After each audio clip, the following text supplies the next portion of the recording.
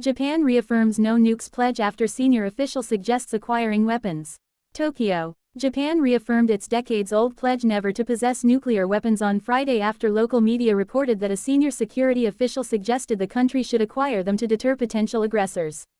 The unnamed official said Japan needed nuclear weapons because of a worsening security environment but acknowledged that such a move would be politically difficult, public broadcaster NHK and other outlets reported, describing the official as being from Prime Minister Sanae Takaichi's office.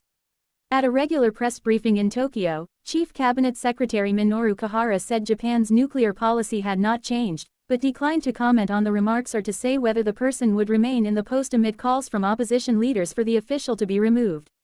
There is a growing political and public willingness in Japan to loosen its three non-nuclear principles: not to possess, develop or allow nuclear weapons into its territory, a Reuters investigation published in August found.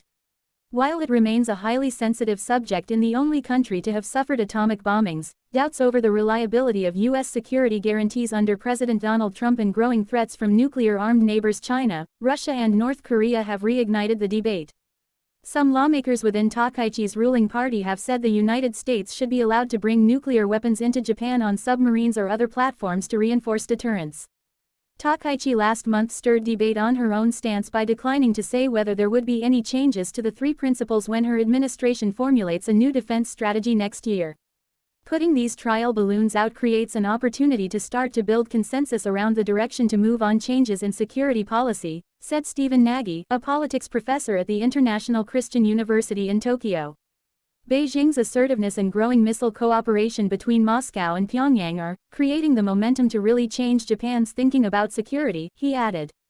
Taro Kono, a senior ruling party lawmaker and former defense and foreign minister, said on Friday that Japan should not shy away from a broader debate on the pros and cons of acquiring nuclear weapons. Discussions about acquiring or hosting nuclear weapons have long been taboo due to the bombings of Hiroshima and Nagasaki at the end of World War II and the country's pacifist constitution adopted after its defeat. Such discussions also risk drawing ire from neighboring countries like China.